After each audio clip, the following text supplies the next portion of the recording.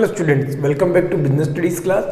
Again in last class we started chapter number 7, that is formation of company, and we completed first stage of formation of company, that is promotion. बच्चों जो हमारी last class हुई थी, last class के अंदर BST में हमने chapter number 7 को शुरू किया था जिसका नाम फॉर्मेशन ऑफ कंपनी था।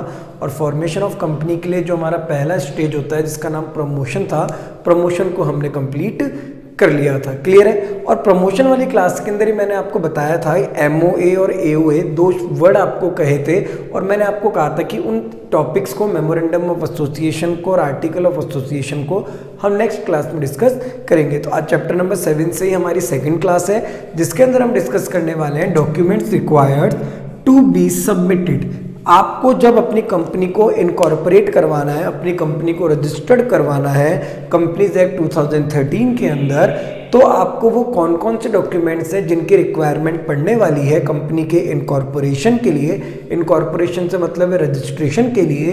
तो आज हम उन सब डॉक्यूमेंट्स को यहाँ पे डिस्कस करने वाले हैं। क्लियर है। तो डॉक्यूमेंट्स की जब हम बात करते हैं तो सबसे पहले जो हमारा एक इम्पॉर्टेंट डॉक्यूमेंट आता है कंपनी के इनकॉर्पोरेशन में, फॉर्मेशन के अंदर, वो है हमारा मेमोरेंडम ऑफ एसोसिएशन, जिसे हम शॉर्ट में MOAB कहते हैं। यानी आपका जो सबसे पहला इंपॉर्टेंट डॉक्यूमेंट होता है वो होता है आपका MOA, memorandum of association.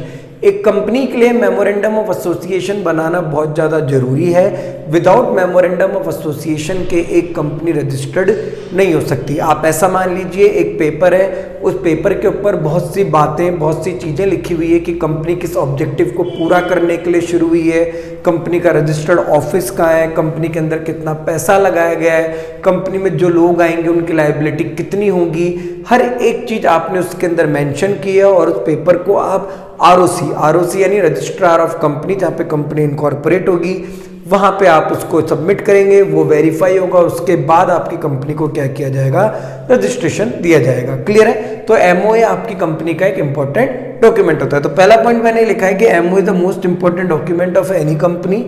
MOA define the objective of the company. MOA क्या बताता है? MOA डिफाइन करता है कंपनी के ऑब्जेक्टिव को, जिस उद्देश्य के लिए कंपनी शुरू हुई है, जिस ऑब्जेक्टिव को पूरा करने के लिए कंपनी शुरू हुई है, वो MOA के अंदर मेंशन किया गया है।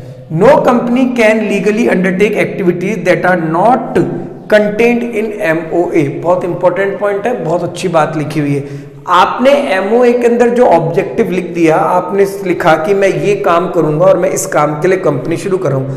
आपने जो भी ऑब्जेक्टिव, जो भी चीजें उसके अंदर लिखी है MOA के अंदर, उसके बाहर जाके आप कोई भी काम नहीं कर सकते। यानी आपने MOA के अंदर जितनी अपनी ऑब्जेक्टिव्स के बारे में लिखा है, अपने कैपिटल के बारे में लिखा है, आप उतना ही काम कर सकते हैं, आप उससे ज्यादा काम नहीं कर सकते। बात को ढंग से समझना है। लाइक ऑब्जेक्टिव मेरी कंपनी का था कि मैं टॉयज बनाऊंगा, तो मैं टॉयज ही बना सकता हूं, मैं उसके अलावा शूज, गारमेंट्स नहीं बना सकता। क्यों? क्योंकि MOA के अंदर मैंने मेंशन करके सरकार को, कानून को ये बात बताई कि मैं ये बना रहा हूं और मैं केवल वही काम करूंगा, मैं लीगली क्या हूं, बाउंड हूं। तो no company can legally undertake activities that are not content in MOA।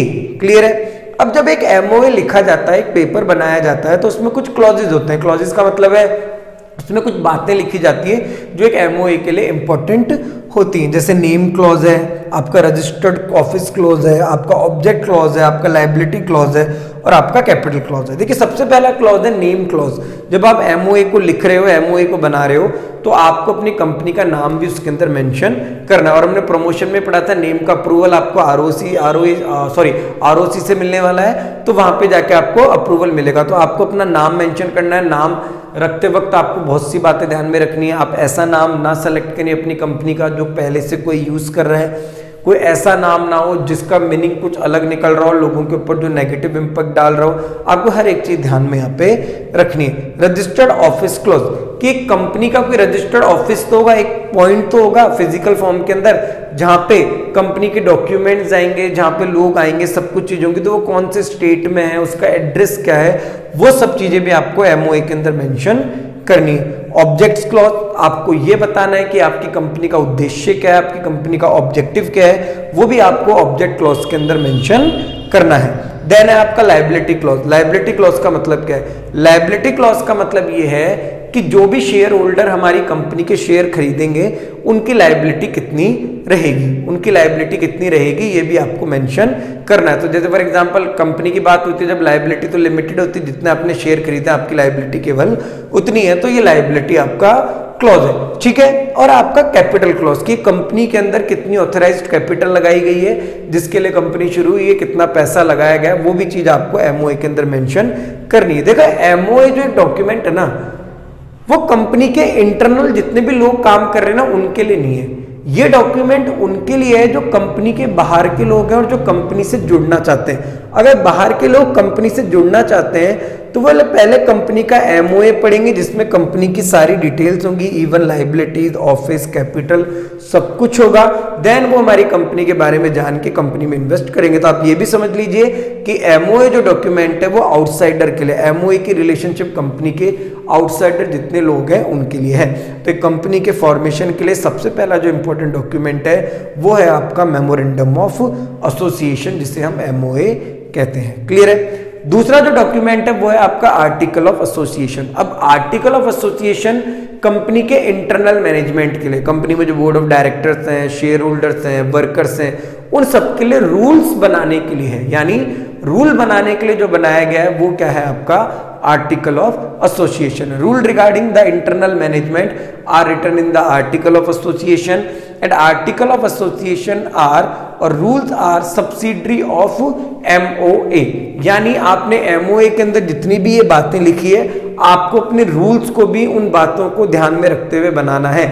MOA के साथ आपका एओए चलेगा, एओए एमओए के बेसिस पे ही होना चाहिए। तो एक इंटरनल मैनेजमेंट के लिए जो डॉक्यूमेंट बनाया है वो आर्टिकल ऑफ एसोसिएशन है, जिसमें रूल्स सारे डिफाइन है और सब्सिडरी है किसका, एमओए का।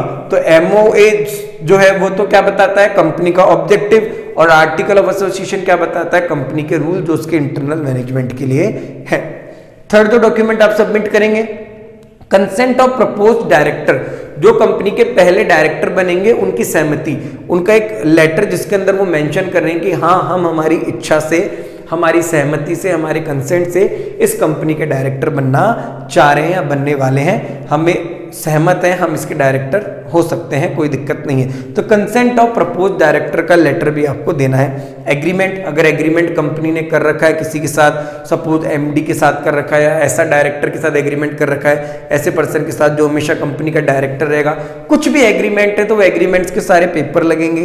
स्टैट्यूटरी डिक्लेरेशन, यहाँ पे सारे जो लॉ के अकॉर्डिंग आप जो पूरा काम कर रहे हो तो वो आपको यहाँ पे मेंशन करना है। और लास्ट में जो आपको मेंशन करना है वो है receipt of payment of fees. भाई आप जब आरओसी के अंदर जाके कंपनी को रजिस्टर्ड कराओगे, इनकॉर्पोरेट कराओगे, तो सारे डॉक्यूमेंट लेके जाओगे तो साथ में फीस की स्लिप भी तो दोगे, तो फीस की स्लिप भी आपको साथ में सबमिट करनी है कि हाँ जी हमने चालान कटवा लिया, हमने पैसा जमा करा दिया गवर्नमेंट को, आप हमारी कंपनी को क्या कर दीजिए, रजिस्टर कर दीजिए। और जो फीस होती है वो कैपिटल के ऊपर डिपेंड करती है, जितनी कैपिटल लगती है उसके हिसाब से फी चार्ज की जाती है। क्लियर है। तो सी डी ई एफ जो ये पॉइंट है ये तो फिर भी इतना हमारे लिए इतना महत्वपूर्ण नहीं है, बट एमओए और आर्टिकल ऑफ एसोसिएशन बहुत ज्यादा इंपॉर्टेंट है, जिसमें से क्वेश्चन भी पूछा जाता है कि दोनों में डिफरेंस क्या है। तो मैं आपको डिफरेंस भी बता देता हूं, एमओए और एओ के अंदर क्या डिफरेंस है। क्लियर है। Define the objective of company, MOA company के ऑब्जेक्टिव को बताएगा।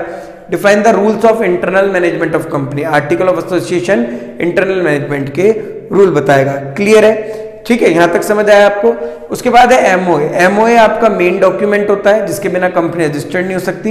एओए आपका सब्सिडरी डॉक्यूमेंट है जो डिपेंड है किस पे, एमओए के ऊपर। रिलेशनशिप विथ आउटसाइडर्स, एमओए इसलिए बनाया गया है ताकि वो ये बता सके कि कंपनी के आउटसाइडर्स के साथ क्या रिलेशनशिप है, और एओए इसलिए बनाया गया ताकि वो ये बता सके कंपनी की इनसाइडर्स के साथ क्या रिलेशनशिप है।